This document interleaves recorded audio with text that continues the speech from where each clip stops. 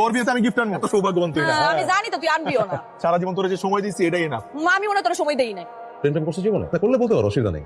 না, আমার সব ভালোবাসা শুধু আমার মায়ের জন্য। কখনো ভাবে কারোর সাথে প্রেম হয় প্রেম বলতে আমি শুধু আমার মাকেই বুঝি। আমার মার সাথে সব ভালোবাসা, মার সাথে সব। আমি আপনাকে একটা কথা বলতে চাই। আমি চাচ্ছিলাম যে বিয়ের পর পড়ালেখাটা চালিয়ে যাবো। বিয়ের পর তোমার যেটা ইচ্ছা তুমি সেটা করবা, তোমাকে ফুল স্বাধীনতা দেওয়া হবে। নীলা, আচ্ছা তোর বান্ধবী কয়জন নাকি?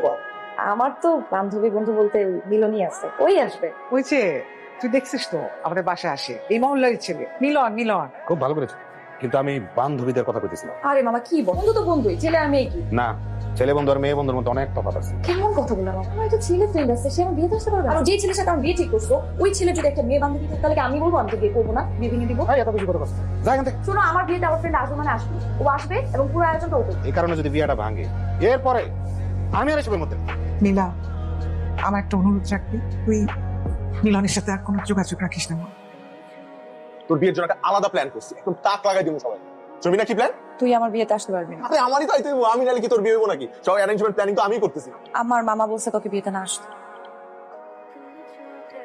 সমস্যা নাই, বিয়েতে না এলাম, কিন্তু তোর বিয়ের পর কিন্তু তোর জামাইরা কবি যে তোর একটা ক্লোজ ফ্রেন্ড আছে, তোর বিয়েতে আইতে পারে না কারণ বিদেশ ছিল।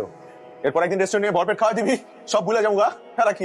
মা বলছে বিয়ের আগে তোর সাথে যাতে দেখা না করি। আম্মা যেহেতু নিষেধ করছে তাহলে কথা কইস না, দেখাও করিস না। কি রে, কি অবস্থা তোর? তুই ফোন দিস না কেন আমারে? কোনো খোঁজ নেস না।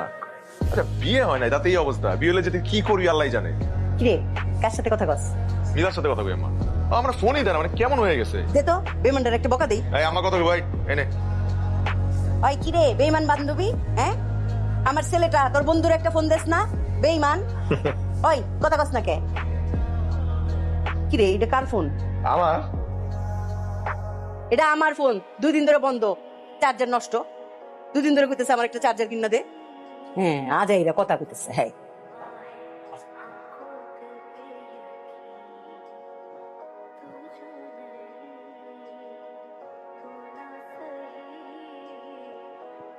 কিরে 3 দিন পরে বলে মিলার গায়ে হলুদ, কই দাওয়াত দিল না তো?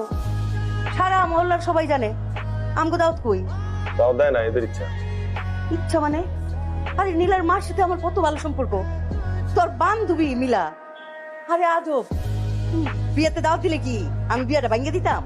আরো 2 হাত তুলে মোনাজাত করতাম মায়ের লিগা, যে সুখে শান্তিতে সংসার যেন করতে পারে। রাখো তো, এবার গায়ে লাগাও না, তুমি নিজের পোলা নিয়ে চিন্তা করো।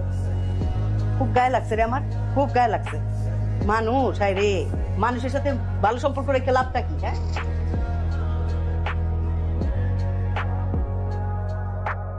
হ্যালো, তুই কি আমার সাথে একটু দেখা করতে পারবি?